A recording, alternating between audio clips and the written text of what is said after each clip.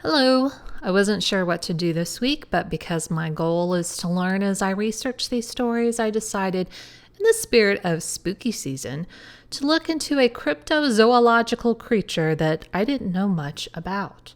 I know quite a bit about Bigfoot and my personal favorite, the Loch Ness Monster, but I'm not that acquainted with the Jersey Devil. I first heard about the Jersey Devil while watching an early episode of The X-Files, but admittedly, still hadn't really done much of a look-see about it even after that. 1887. An old-timer was reading a newspaper article and his eyes caught a story. He called out, "Here is the Leeds Devil turned up again, sure."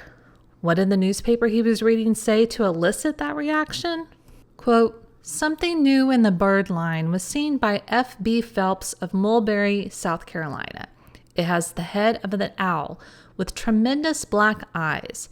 Its face looked like a monkey's with white cheeks and a black streak over each eye. The rest of the head inclined to gray with black dots near the end of each feather. The body was covered with a beautiful plumage. Whenever he went near it, it would give a most unearthly yell that frightened the dogs." End quote. The name of the newspaper that the story came from was not given. So what would the elder gentleman think about the story he had just read? He tells a long story, but I'm loving it. He says a lot, so I'm not going to create quote cards for everything he says, but we'll try to illustrate very, very crudely what he's talking about. Quote, "That thing is not a bird, nor an animal, but it is the Leeds Devil, according to the description, and it was born over in Evesham, Burlington County 100 years ago. There is no mistake about it. I never saw the horrible critter myself, but I can remember well when it was roaming around in the Evesham woods 50 years ago, and when it was hunted by men and dogs and shot at by the best marksmen there were in all of South Jersey, but could not be killed. There isn't a family in Burlington or any of the adjoining counties that does not know of the Leeds Devil, and it was the boogie-boo to frighten children with when I was a boy.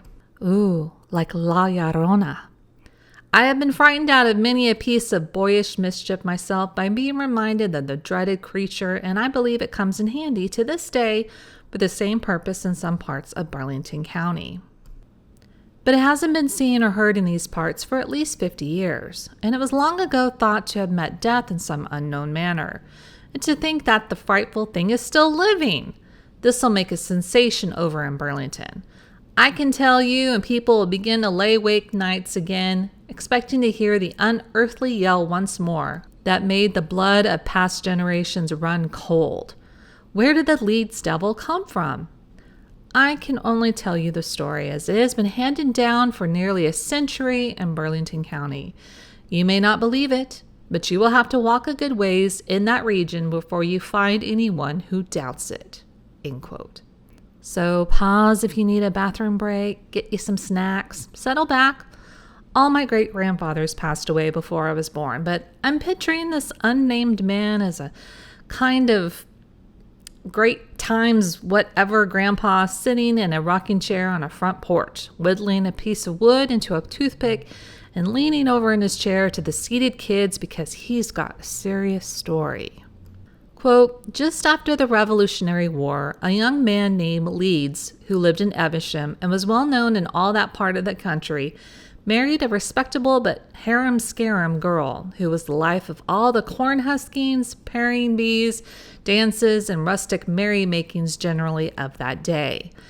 She had a temper of her own, as the story goes, and after marriage refused to settle down to quiet domesticity, but insisted on joining in all the doings of the region, as she had done as a girl, in spite of her husband's protests.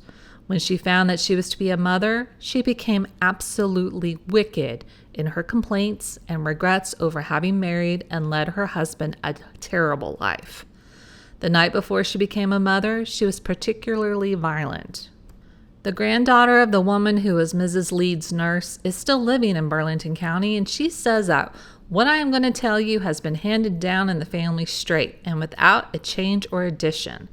This woman's grandmother's story was that night, Mrs. Leeds finally raised her hands above her head and almost shrieked, "I hope it will be a devil!" He continues, "The next night, the nurse appeared at her own house, pale and in great terror. 'Mrs. Leeds is a mother,' she exclaimed, 'but her offspring was a hideous deformity and flew up and out of the chimney shrieking and screaming as it went.'" This strange story created a great sensation among the old-time residents of Evesham. It was not believed, of course, but the suspicion became general that Mrs. Leeds' child had been made way with, and that the extravagant story was told by the nurse to divert suspicion. A few days afterward, however, a man who had been hunting in the Evesham woods reported having seen a hideous creature, which had frightened him away by its terrible shrieks. His description of it tallied with the one the Leeds nurse had given. The strange creature appeared to others from time to time, and the description given of it was exactly like the one of the queer thing that had been discovered at Mulberry, South Carolina. The nurse's story was believed then, and the Leeds Devil became the terror of the region. It was hunted, as I said, for many years, but it seemed to possess a charmed life. Silver bullets, which were said to be potent against witches and bewitched things, were fired at it time and time again, but they had no effect on it. The last time it was seen or heard was over 50 years ago. The story don't seem to tell what became of Mr. and Mrs. Leeds, but every child over in Evesham can tell you all about the Leeds Devil. I'll take this paper with me and read this paragraph to my neighbors. It will please them, I know." End quote. So now you have a little backstory, or at least one man's story passed down. So what of these stories that people are still actively seeing the Jersey Devil? 1893. An Erie railway engineer told his own story. Quote, "I see by the South Jersey papers that they are seeing the Leeds Devil down that way. And all I've got to say is that if the Leeds Devil has held its own since I saw it a few years ago, I feel sorry for anyone who gets a sight of it. I was running on the South Jersey Railroad at that time, and we were booming along through the pines just at dusk one October evening, when I heard the most unearthly shriek, or yell, or screech, or whatever the sound might be called. And the next second, something came swooping down from the pines and stuck its head through the cab window. It was the ugliest and most terrifying looking head and face that a person could conjure up in its wildest dreams. The head was much like that of an owl, although larger than that, of the biggest owl I have ever seen. The face was that of an ape or monkey. The cheeks were sunken and almost white, and above them glared a pair of fiery and protruding eyes, with a black streak over each eye, extending diagonally up towards the erect and pointed ears. This hideous creature had a feathered or perhaps hairy body and a pair of huge wings, which worked as noiselessly as shadows and kept the demon-like bird in the air abreast of the engine without any apparent effort. When this apparition made its appearance at the cab window, it uttered a yell that actually shook things in the cab, and my fireman fainted dead away in front of the furnace. I didn't blame him, for I fell back from that cab window myself with every hair standing on end, and I could feel that I was as pale as a ghost. My knees shook so that I could scarcely bear my weight, and I grew cold all over. But I managed to recover from my terror in a few seconds, sufficiently to grab a furnace poker, and with this I struck a blow at the owl monstrosity that would have felled an ox. But it didn't fell that winged demon at the cab window, and I must have hit it fair between the eyes. Nevertheless, there it remained, glaring in through the window with its fiery eyes, and moving along with the engine as if it were part of its machinery. And we were going 40 miles an hour if we were going 5, just the same as it was before I struck the blow with a heavy poker. You may imagine the state I was in when I say if that thing had remained half a minute longer with its head through the window, I would have leaped from that engine. I had stood at the throttle more than once when there was danger ahead of us that seemed to be nothing short of certain death, and kept steady at my post. But I couldn't have remained in that cab many seconds longer with that hideous and uncanny apparition facing me. Fortunately, the mysterious owl fiend seemed to be satisfied with the inspection it had made of the interior of that cab and its occupants, and with another scalp-raising yell, it disappeared into the pines as suddenly as it appeared at the cab. The firemen came to about the same time, but I was so weak that I could hardly pull the whistle cord and slow up for Burlington. through which town that train would have gone like the wind but for the opportune departure of the monkey-faced owl from the cab. I left the train at Burlington and said to some of the boys, "If any of you fellows want to make a nice steak from some museum, you can't do better than go down in the pines and trap the biggest curiosity ever man paid admission to see. But you want to be careful it don't trap you." Then I told them about what I had seen and described the thing to them. They all gave me a great laugh except one old-time resident of Burlington County who was among the listeners. When I described the owl, as I called it, this old residenter gave the table a whack with his fist that was almost enough to make the splinters fly, and exclaimed, quote, "By bleep, that ain't no owl. That's the Leeds Devil back again, sure as you're living," end quote. The old chap's earnestness was so apparent that I pressed him for further particulars, and he told the story of what he called the Leeds Devil, end quote. Now, though this story came out 6 years after the great-grandpa-like story came out, I'm reading this newspaper, and the tale he tells from the old residenter is basically great-grandpa's story. It's not word for word the same, but you get it. At the end of the old man's story, the great-grandpa asks the railroad man, quote, "What do you suppose it wants to come back for now?" End quote. The railroad man, quote, "I couldn't answer the old resident's question, but I quit running on the South Jersey Railroad. And now I see by the South Jersey papers that the Leeds Devil is still shrieking and howling around there. Although a great many people claim that it is only a great big screech owl with inquisitive ways. Seems to me they can't ever have heard the old resident's story, or they would surely know that it can't be anything else but the Leeds Devil." End quote. 1899, June 13th. The Piners, those who live in the Jersey Pines, have declared that the Jersey/Leeds Devil has come back and woe betide us. As we already know, the Leeds Devil has not been seen frequently since it warned the Piners of the coming Civil War. But now 2 different men living in separate areas have both claimed to have spotted the devil. Mr. Harrison of Suey Place, 80 years old, with a luxuriant grown of labricane whiskers. He saw the devil just this last week, the 3rd time he had seen it in his lifetime. The other devil spotter is a Mr. Giberson of Burville, who recently saw the devil and also saw it less vividly a few years ago. Now, this newspaper also recounts the history of the Leeds Devil. This one is a bit different, so I'll summarize. In Burlington on the Delaware River, where there was a Quaker settlement, there was a woman known as Mother Leeds, who dabbled in amateur witchcraft. This would have been about 1735. She gave birth to a boy. Whose father? Well, have you seen Rosemary's Baby? Anywho, the father was the Prince of Darkness. The child appeared normal when it was born, but before the night of his birth would end, his body apparently turned into an, quote, elongated serpent-like body, cloven hoofs, the head of a horse, the wings of a bat, and the forked tail of a dragon, end quote. It was kind of brown color. It flew up the chimney and let out some loud, raucous cries. It flew around the villages of the area, apparently making a meal out of some babies, beating up on young women, and lived in the forest. The Piners would say that it had the same supernatural powers as the witches of English folklore. If you had milk, it would turn sour before the expiration date. Cows couldn't produce milk, horses would become lame. The corn in the fields would burn. If it flew near, dogs would howl and owls would hoot, and it foretold that disaster was nigh. The devil would attack incoming ships, bringing merchandise, burning their goods, and destroying the sailors. It was sometimes seen with a beautiful woman wearing white with blonde hair, or with the pirate spirit. It's about 10 years later in Burlington, New Jersey. It's believed that the Jersey Devil is now dead. Its body is now on display after it was found in the woods near Concora. Prints have been made of the creature, and Professor Morse, curator of the State Museum, is going to examine it and give it a name and where it belongs, if he is able to.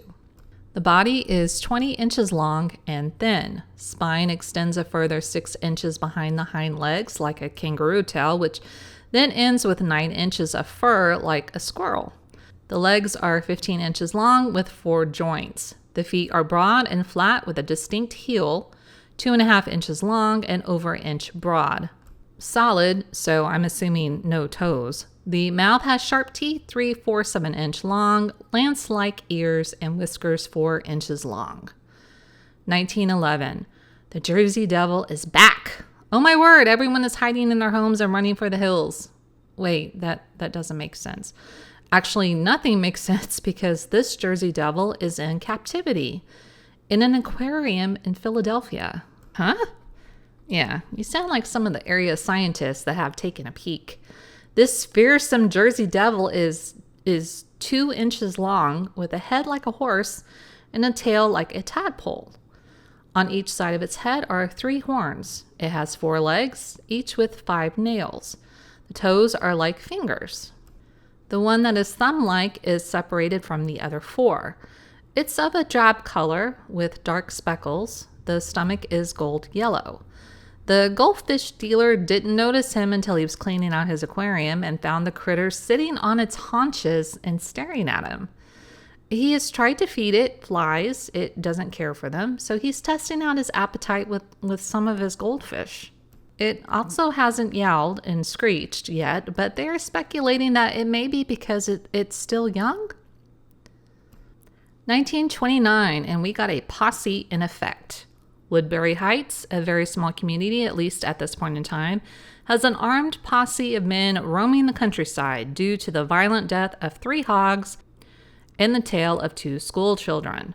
The old-timers are recalling the time 14 years ago when the fire-breathing, wing-beating, tusk-bearing, hairy and blood-curdling devil had infiltrated South Jersey and killed hogs, pigs, and chickens, scared people, and was hunted around 50 towns. But obviously never caught. And now it's back. A farmer went out to find one of his hogs dead. Leading into the woods were tracks that were 4-footed and 4-toed. Another hog killed similarly. Third hog killed similarly. 2 school kids, 13 and 15, were coming home during the lunch hour through a path in the woods. They heard some moans and the boy went to investigate. He came running back out towards his walking buddy, a young lady, followed by an alleged, quote, shaggy black monster with a pig snout, emitting uncanny cries, end quote. 1937. Washington Times has a news report from Philadelphia on July 30th. Actually, the Times seems to be laying on a bit of sarcasm, if I'm being honest. Quote, first came the gentle burgeoning of blossoms, then Straw Hat Day, ice cream cones, cases of poison ivy. And now the preliminaries are over and the summer season is officially with us. The Jersey Devil has been seen hereabouts. It's the same old Jersey Devil, a bit rheumatic perhaps, but with its ancient fury, hideousness, and general air of implausibility undiminished by the years, end quote.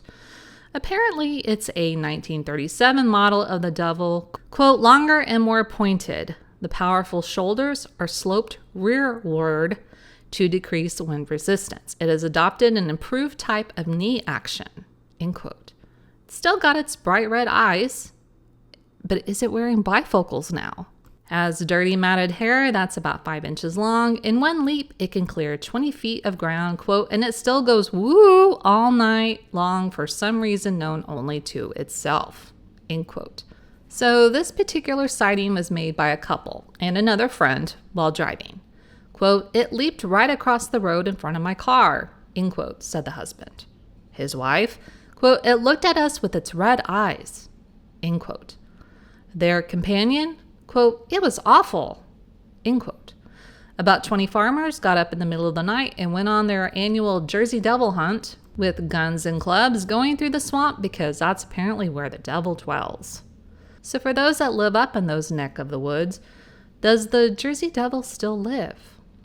What other crypto creatures do you like? I'll probably do one about the Loch Ness Monster, or rather the Nessie-like critters that are hanging about in countries all over the world. It's interesting. But what do I have for you next week? I have no idea. See you.